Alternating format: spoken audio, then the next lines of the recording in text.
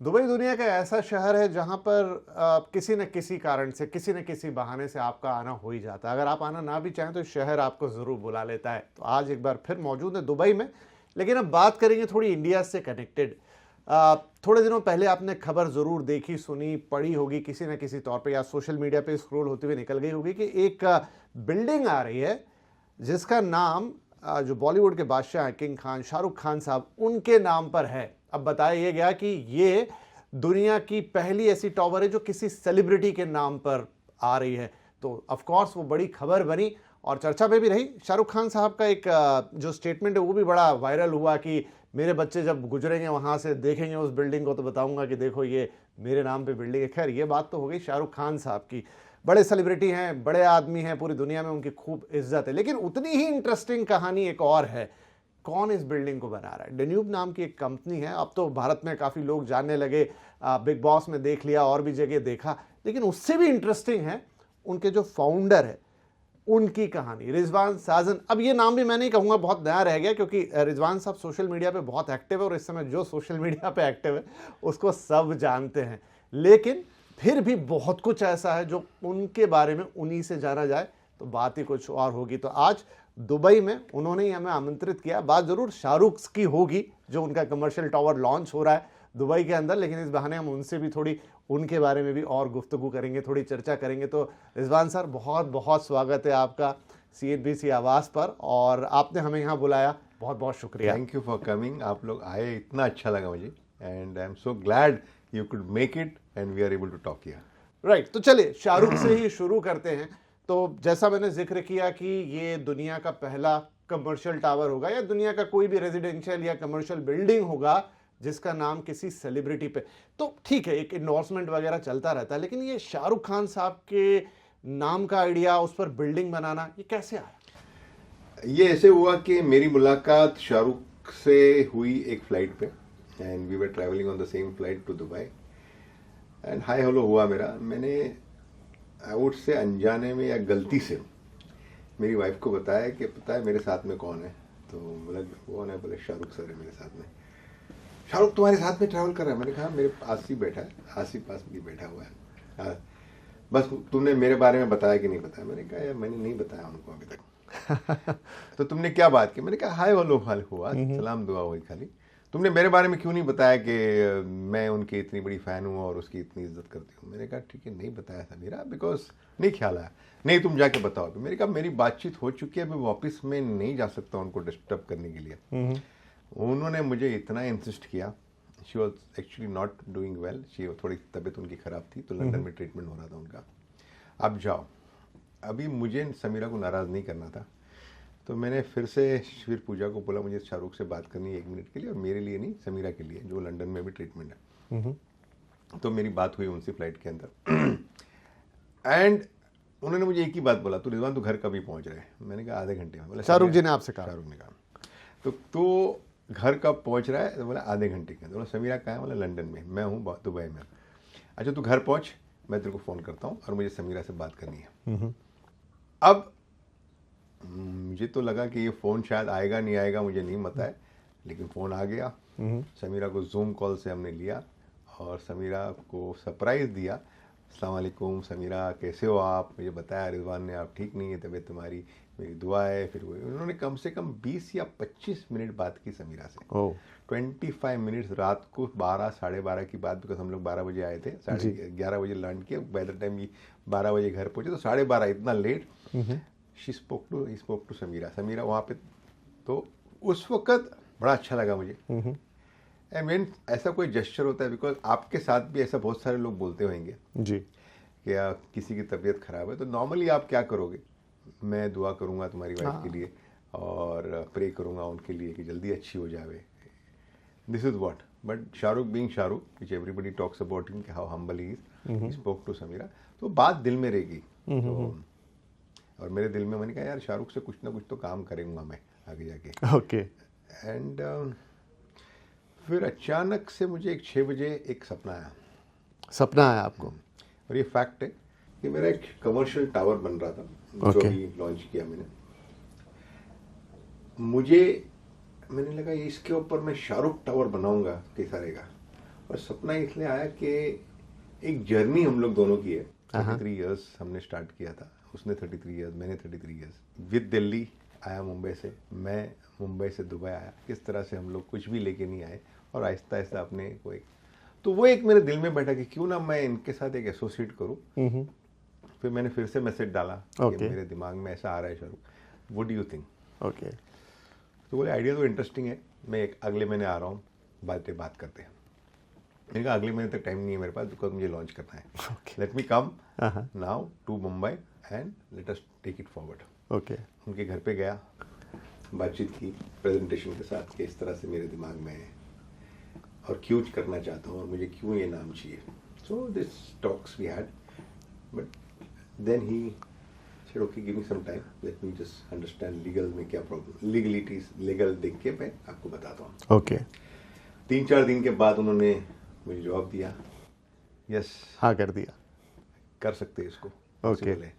And let's put your team my team together so that we sort out all the other matters which are there. हाँ, it was on. क्या बात है। तो बात शुरू होती है जहां आप उनकी आपकी उनकी प्लेन में मुलाकात हुई, फिर प्लेन में मुलाकात हुई और मैं अगर शायद वाइफ को नहीं बोलता तो ये बात होती ही नहीं, बिकॉज मेरा था हाय हेलो, बिकॉज जो भी कनेक्शन है इतना फिल्म फेयर के वजह से हम लोग मुलाकात होती है, तो I was not that close to him. So बस हाय हेलो की बात थी and that's would have been, उधर तक ही रह जाती और सपना आया और वो हकीकत बन गया। हकीकत बन गया। क्या बात है। तो चलिए इस बिल्डिंग के बारे में मैं उसी अंदाज में एक सवाल पूछ लेता हूँ कि शाहरुख नाम तो आ गया, उन्होंने हाँ कर दिया।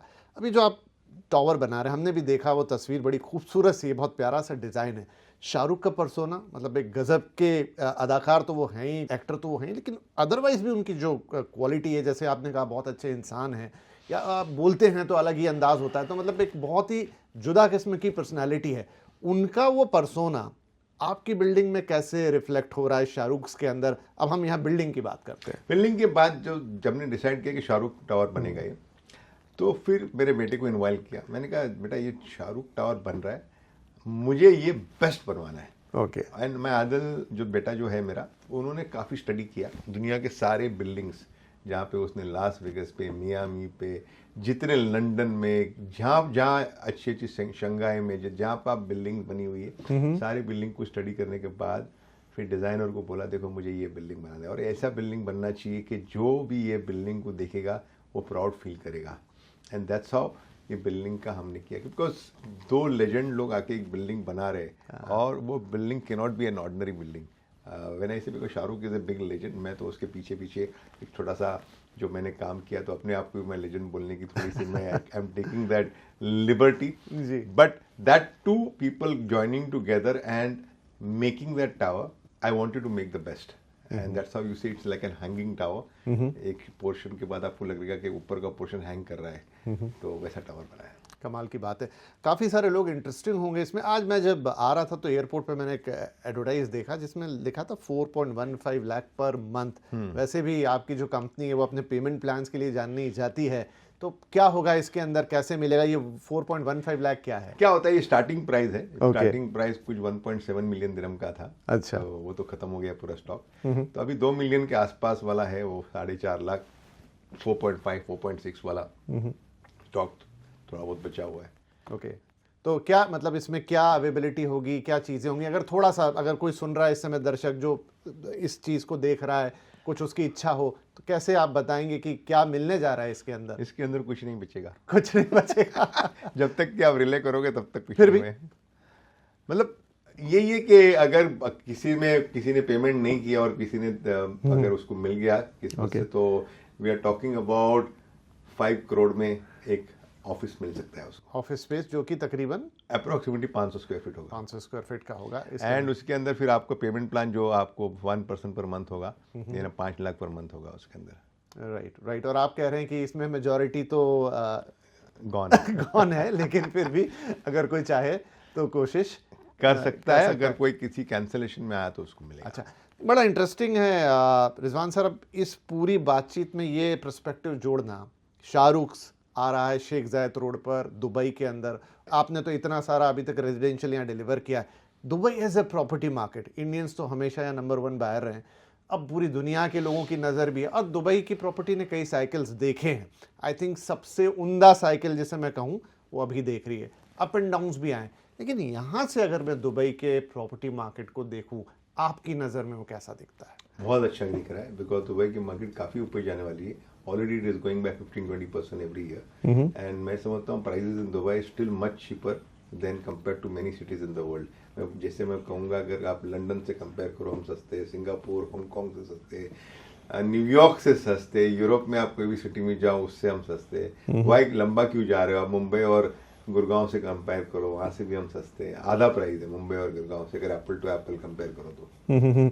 एक सवाल ज़रूर यहाँ मैं पूछना चाहूँगा कि देखिए, जितनी भी ऑयल इकोनॉमीज हैं, दुबई वन ऑफ देम, अब उन सबको कुछ ना कुछ ये तो समझ में आ रहा है कि ऑयल से आगे बढ़ना है. सऊदी भी काम कर रहा है, इवन कतर भी काम कर रहा है, और ऐसे बहुत सारे देश. दुबई के लिए कंपटीशन बढ़ेगा. ऐसे में दुबई में आप वो क्या विजन देखते हैं, या यहाँ के जो लीडर्स हैं उनका क्या विजन देखते हैं कि दुबई लीड करेगा?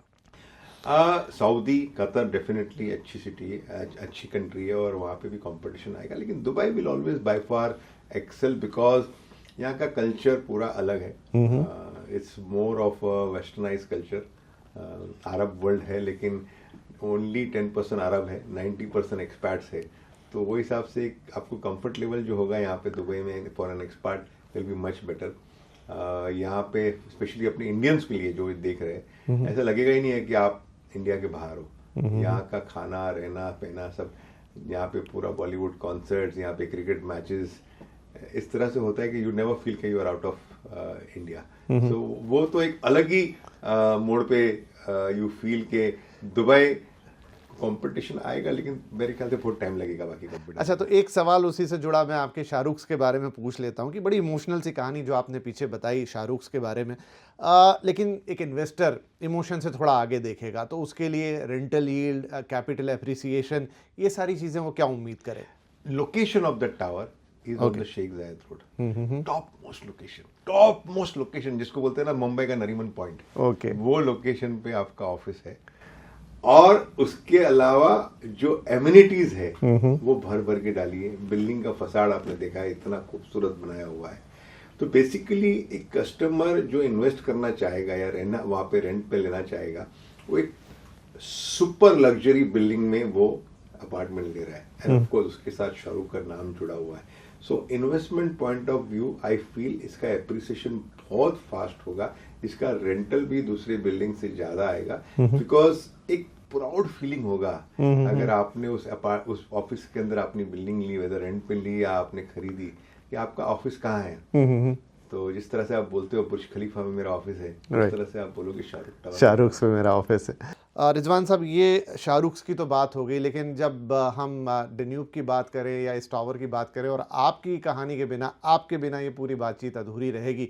वैसे बहुत दुनिया काफ़ी कुछ जान गई अब आपके बारे में, बहुत सारी जगह आपके इंटरव्यूज़ हैं, और फिर भी लेकिन मैं संक्षेप में ही आपसे जानना चाहूँ, बहुत स्ट्रगलिंग जर्नी रही है ऑफ कोर्स, लेकिन बहुत खूबसूरत भी रही है. उस खूबसूरती को आप कैसे बयां करेंगे?